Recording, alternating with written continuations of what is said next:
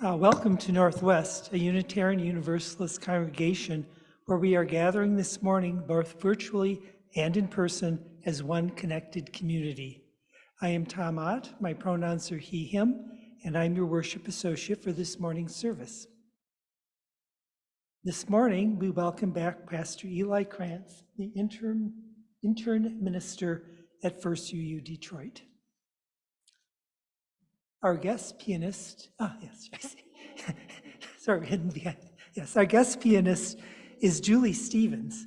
Julie's goal is to nurture adults and youth in the expression of music through high quality and diverse training that has roots in the standard music of the past and embraces the music being written today. Julie holds a Bachelor of Music from St. Olaf's College, where she specialized in church music. Julie has more than 20 years of experience working as a church musician, during which time she has been a director and accompanist of vocal choirs, bell choirs, youth choirs, and youth bell choirs. Julie has been an active and helpful member of several worship teams, and she has experience composing and arranging service music, soloing, substituting, and coordinating guest musicians. The Northwest UU Music Coordinator Interview Team would like to introduce Julie as their candidate to be our music coordinator.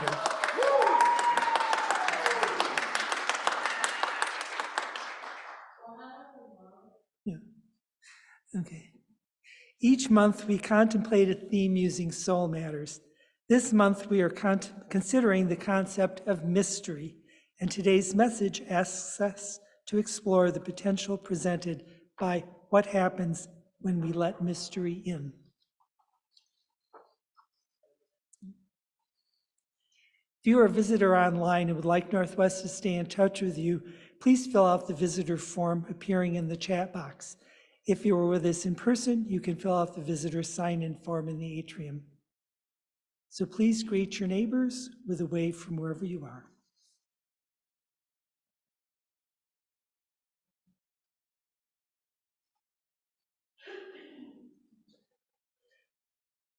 Okay, we have a few announcements to share with you. You'll find more information about Northwest and its events in the weekly newsletter and on our website. I'm going to add one in. I noticed the lovely decorations that were not here last week. They were here last week? Oh, I was in the Sunday school. Sorry. I was going to thank Liz Buckner for doing them, yeah. Well, I was in... Yeah, I was in the Sunday school, I'm sorry. Should have told me. Okay, so the first real announcement then, coffee hour potluck. Yeah, so today after the service, you're invited to join us for the potluck in the multipurpose room. We also have a cake to celebrate Rick Goldsberg's 70th birthday. Yes. Okay. Next, our Getting to Know UU. Have you attended Northwest UU and want to know more about our congregation and denomination? Come to Getting to Know UU in Room C today after the service. We'd like to get to know you better. Childcare will be available in the nursery. And please, for the rest of you, please let those attending the Getting to Know UU go in line first for the potluck so that our group can begin more quickly. Next, for leadership opportunities. We are currently recruiting board and committee leaders and members. We have openings on the Committee on Ministry, Canvas, and Constitution and Bylaws committees. If you want to learn more, please see Cheryl Goldberg, Mohsen Azerbaijani, or Sharia Robinson Lane. Next, we have a candlelight service at Northwest. Come join for our annual candlelight service next Sunday, December 17th at 6 p.m. The service will be here at Northwest. We'll celebrate the winter holidays, Hanukkah, solstice, Christmas, and Kwanzaa. Please bring a dessert to share after the holiday service. And there actually will be a service also next Sunday morning, which is our Christmas pageant. And then for shared ministry update, Okay, creating something brand new means that there's no instructional manual for starting the process. We've had difficulty figuring out how to document this new ministry model. The Reverend David Pyle, the UUA's Mid-America Regional Head Lead Staff member, will be here in Detroit, the Detroit area next Thursday evening, December 14th, through Saturday morning, December 16th, to help the boards of Northwest and First UU Detroit overcome this obstacle. Reverend Powell plans to return to Detroit on February 25th to preach a sermon and conduct a community conversation with both congregations. So now, before we begin the prelude, let's all take a deep breath and settle into a time of worship.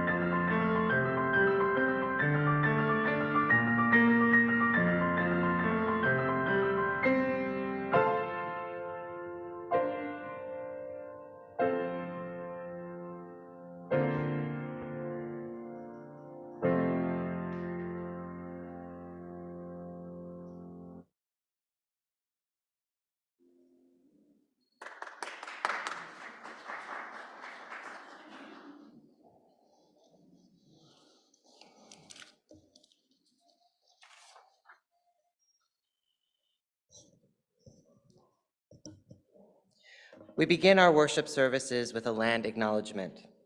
We honor and pay our respects to the land on which we live and work, which was violently stolen through colonialism, genocide, and forced removal of its traditional stewards. These stewards are the Anishinaabeg, the Council of the Three Fires, which include the Ottawa, Ojibwe, Potawatomi, also known as the Ottawa, Chippewa, and Potawatomi tribes. We also acknowledge the people of African descent who were forcibly removed from their land and separated from their families through kidnapping and enslavement, and pay reverence and respect to them for building this country's infrastructure and economy with no compensation or reparations to date. This morning, we light our chalice, the symbol of our faith, knowing this morning that many other Unitarian Universalist congregations across this land and around the world are doing the same. Today, let us consider the words of Reverend Jennifer Grayson in their poem titled Embrace the Night. Universal mystery, guide us away from the desire to shine light in all the corners. Teach us to embrace the night, for without the darkness, we never see the stars.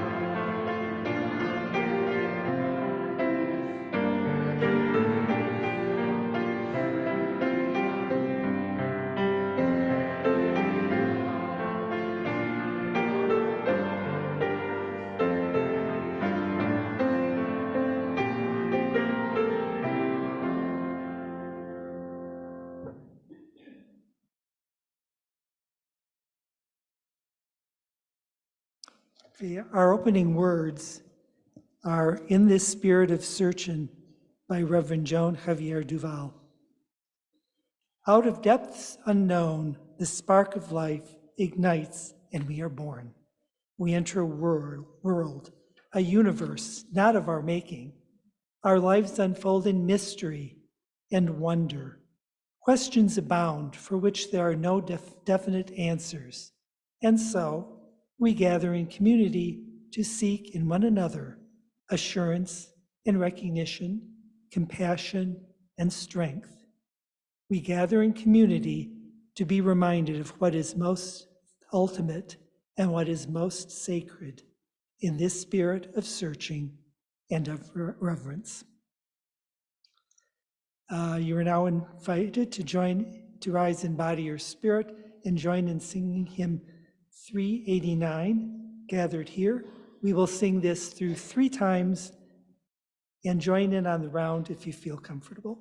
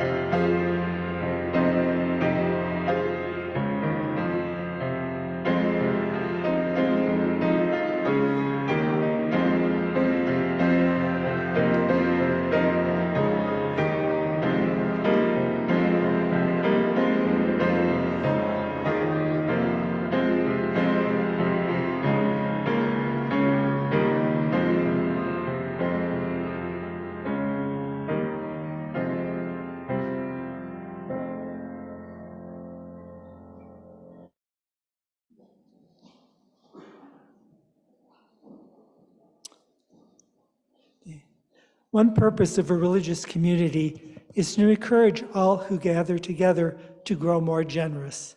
This is the great end of all the world's faith traditions, to bring the human being closer to the divine by acts of creation and compassion. Each month, Northwest shares 50% of the plate collections with a local 501c3 organization. The social justice team has chosen the Michigan UU Social Justice Network as our December Place collection recipient. Moosgen is a statewide network of activists from 24 UU congregations and fellowships and their friends who work together for social justice. You can give in a variety of ways that are now visible on your screen. And for those here in person, we will pass a collection basket for cash and checks.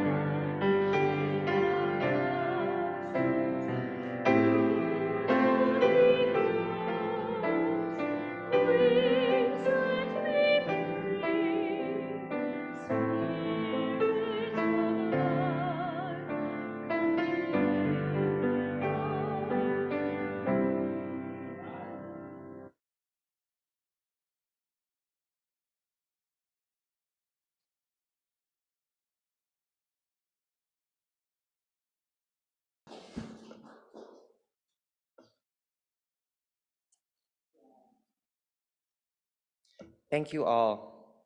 We will also light one more candle for those not yet shared, for the challenges and blessings you may be holding in your hearts. Everyone can take another deep breath.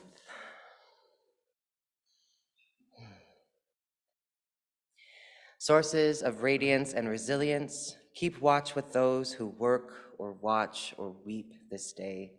May the suffering be soothed, may the sick be tended, may the weary find rest. May the dying and those who love them find peace, and may the joyous be shielded. And may all know that we are surrounded in a love that is with us always, a web that connects us to all that exists. May we take a few moments of silence to be with each other in the sacred space. We will come out singing.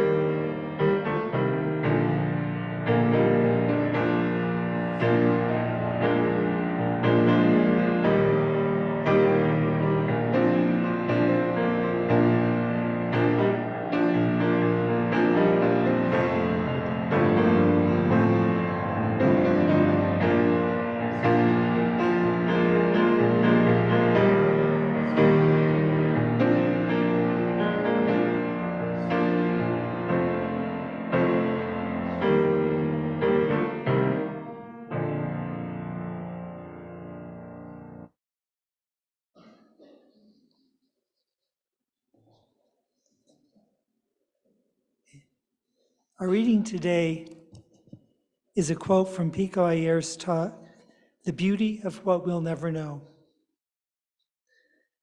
Knowledge is a priceless gift, but the illusion of knowledge can be more dangerous than ignorance. Thinking that you know your lover or your enemy can be more treacherous than thinking that you know your lover or your enemy can be more treacherous than acknowledging you'll never know them. Every morning in Japan, as the sun is flooding into our little apartment, I take great pains not to consult the weather forecast, because if I do, my mind will be overclouded, distracted, even when the day is bright. In the end, perhaps being human, is much more important than being fully in the know. You are invited to rise in body or spirit and join in singing hymn number 83, Winds Be Still.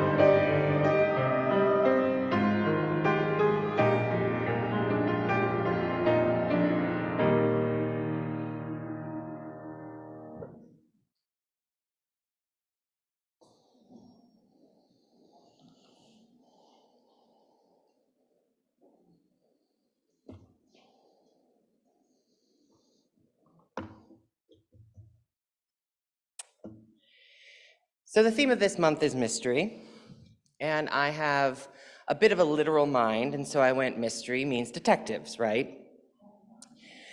And the first real detective that I was introduced to wasn't Sherlock Holmes or Nancy Drew, it was Hercule Poirot.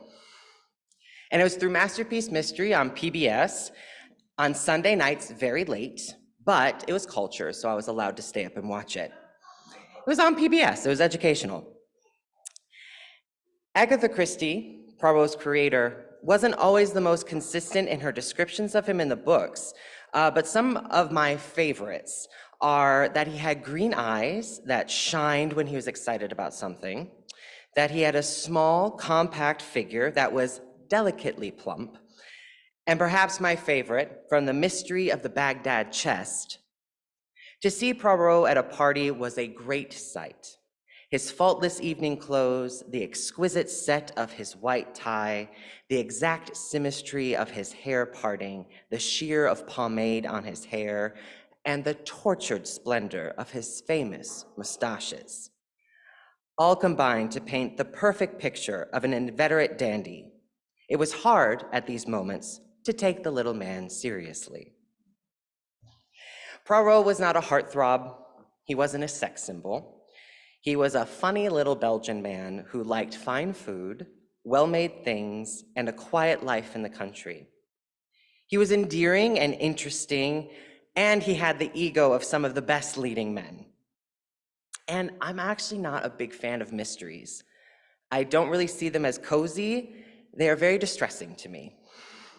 Not knowing the answer drives me up the wall, and knowing that someone in the story is lying makes it hard for me to immerse myself in that story. They are very formulaic, but I am also very impatient.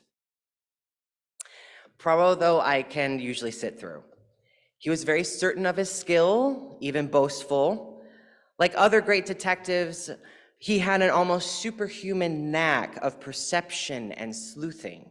I could trust that in the end, the evildoer would be found and justice would be served. Poirot knew people through and through, and though they could sometimes surprise him with odd manners or insight, their urges, what drove them, never surprised him. Christie, of course, is a masterful storyteller. So of course, there's going to be a mystery in her formulaic mysteries that breaks the mold. For me, the standout is Murder on the Orient Express. The setting itself is very claustrophobic. It's on a very small train, snowy mountains, and an avalanche stranding all the passengers. While they're stranded, of course, a passenger is murdered. And Poirot is forced to investigate. He doesn't want to, he's on vacation. The mystery tests his skills and his patience, and the ultimate answer to the mystery is something that rattles him, shakes what he knows about people and what he knows about justice. In the end, he's forced to do something that he doesn't quite believe in, but it is something that he knows in that moment, in that context, is the right call. It rubs against everything he knew to be true. I have found I have a lot in common with Christie's sleuthing Belgian. I enjoy a particular sameness in my life, while taking pleasure in the small sweets of it. I don't really share in his dandiness, but I see myself in the resolute confidence of how people are and behave. My relationship to humanity has been rocky. My solitude began pretty early. I was and am a weird kid. And when the other kids didn't really make moves to welcome me into the social fold, I really didn't make moves to try and get there. And then, as most teenagers were, I was a philosopher. I was a poet, a deep thinker, and tragically oppressed by life. And you know, given my context, I was all those things. All I and people my age had to do back then was just look around at the world and see what was happening, and we were easily able to adopt a very thick, cynical armor. To us, back then, nothing was worse than believing in something, except maybe being passionate about something. It was all for nothing in the end. It wasn't going to stop the next economic crash. It wasn't going to stop this endless war that none of us believed in. It wasn't going to stop the next hate crime 3 towns over. The world was going to continue to be stripped of all good things. Politicians were going to continue to break promises, and everything we were told was a bunch of bull. My armor, what I did to keep myself safe, was I decided that I understood who people were. Much like Poirot, I could find someone pleasant or pleasing, but ultimately, deep down, I knew that at best, they were going to be disappointing. At worst, they would plow over me to get what they wanted, no matter the cost. This was my sword and my shield, my protection and my weapon against anyone getting too close. A safe and generous distance to keep myself free from pain. I was in control, knew everyone's next play, and would never be disappointed because I expected nothing. I had banished the unknown and the mysterious from my life, and it worked great. Until it didn't. Until the people that I did let in, who I thought would never hurt me, did. Until people that I had dismissed turned around and proved themselves to be noble, kind, and generous. My whole life changed, and I was the last one to know. I felt like an absolute fool, and like I had been completely taken by surprise, lied to, and betrayed by my perfect system. I'm sorry, I'm going to spoil the end of the Orient Express for you all. But I'm a firm believer that this story is worth it cover to cover, end to end. The person who was murdered on the train was someone who had harmed many people. Every passenger was a suspect, and it turns out that every suspect was a culprit. Every passenger organized to be on that train to have a hand in serving what they believed was justice. Throughout, you see Poirot understanding there's something he's missing, something big. And he's struggling because this goes against what he knows of people. These people who aren't fiends in the shadows, who aren't the typical criminal, they are people hurting, who decided the way to prevent more hurt was to hurt someone. Whether that is right, whether that is truly justice, is a message for another time. But within Poirot's context, he's given a choice. When they reach the station finally, he can either turn every one of them into the authorities, or he, Hercule Poirot, can lie. And he does. He lies and saves the necks of all these people who have suffered themselves. He lies and says that the perpetrator has escaped while they were snowed in and is long gone. He makes a choice that he feels is right in that time, even if it goes against what he knows of justice. And he has to walk away, weeping, rattled, into a new reality, one where he doesn't know all the answers. We try to understand the world in so many ways through science, religion, and numbers, and take the answers we find there as hard facts. What happens when we begin to peel all that back, religion, science, numbers, data, facts, and we find faith? I'm a deep lover of science and data and facts and numbers, so it's difficult for me to even say that there is an amount of faith that you have to have, and that faith doesn't belong to religion or spirituality alone. It takes faith and trust in people, in the world, that things will change. It goes against every atom of my body to let go of that control and let things happen. It is a learned skill, and when I wanted to learn it, I did what I do, and I turned to books. I turned to people in history that I believe did it best. And I came across this quote that says, "All shall be well, and all shall be well, and all manner of things shall be well." It's a tribute to Julian of Norwich, an anchorite who survived the Black Plague. She's also the author of what is believed to be the oldest surviving book written in the English language by a woman. And what a load of bull that quote is. All shall be well. Have you looked around? Things are messed up. But for Julian, this was not an empty statement of shallow optimism. If you don't know, an anchorite is a nun that is elected to be holed up in a small room for their whole life. It's for study, for faith, and they usually have a small window out into the world. She elected to narrow her existence to the smallest space. She lived through the plague and still said, "All shall be well." Her faith helped her do that. Her faith helped her to let go and let God and allow the mystery of life to dictate her life.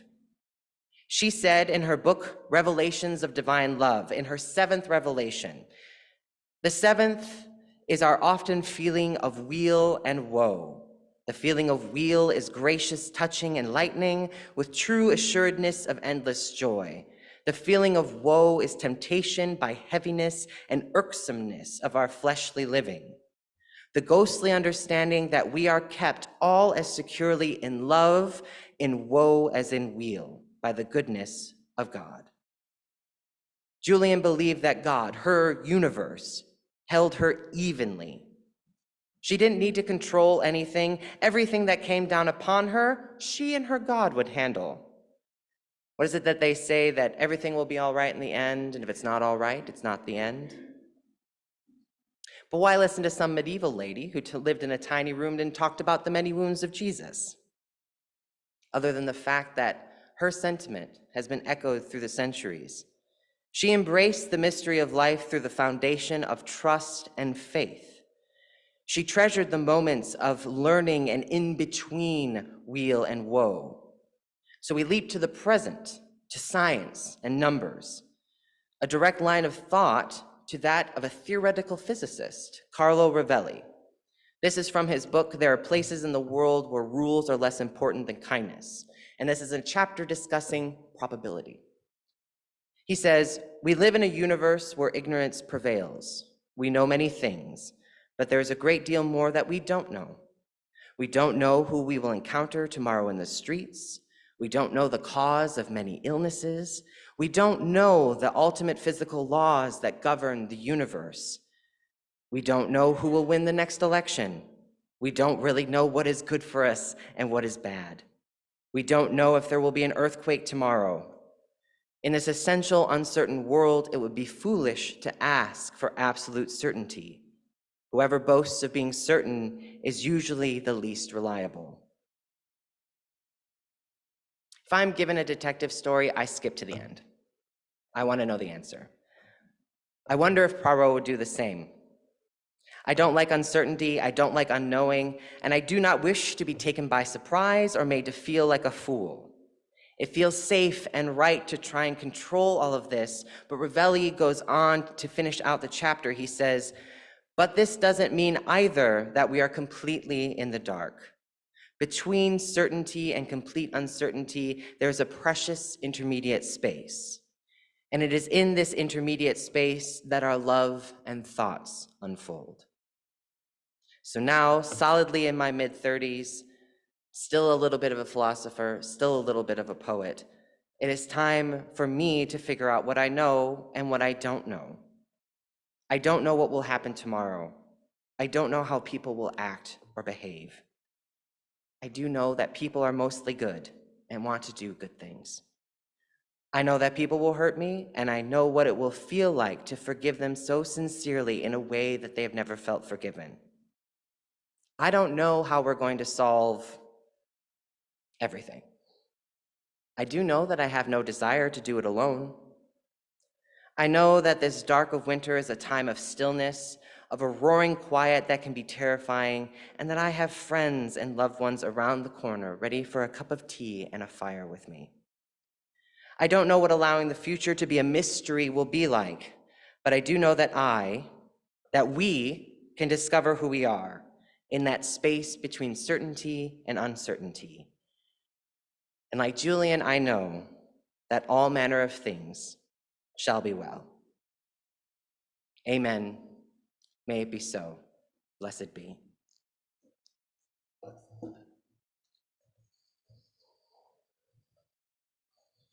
Let us rise together in body or spirit and join in singing hymn 1020 in the Blue Book, Wo Ya Ya.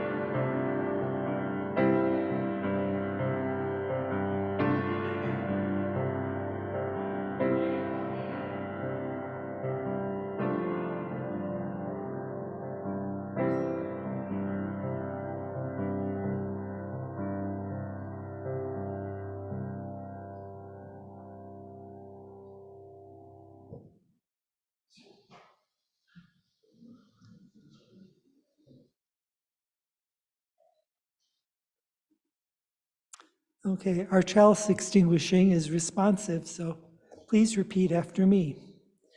We extinguish this flame, but not the light of hope.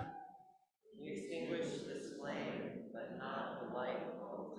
The warmth of community, or the fire of commitment. These we carry in our hearts until we are together again. These we carry in our hearts until we are together again.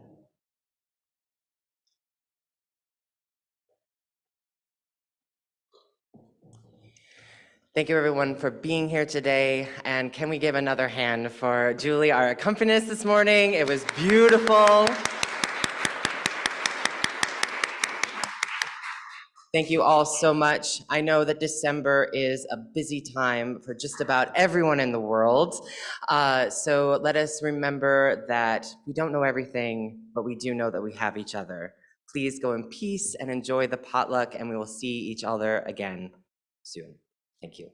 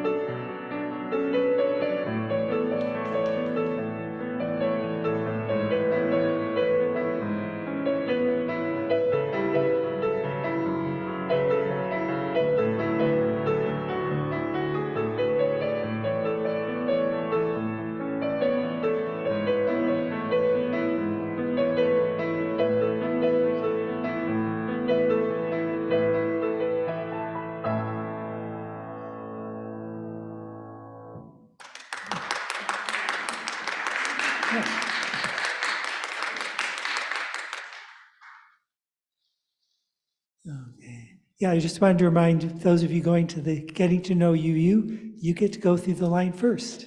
And thank Julie again.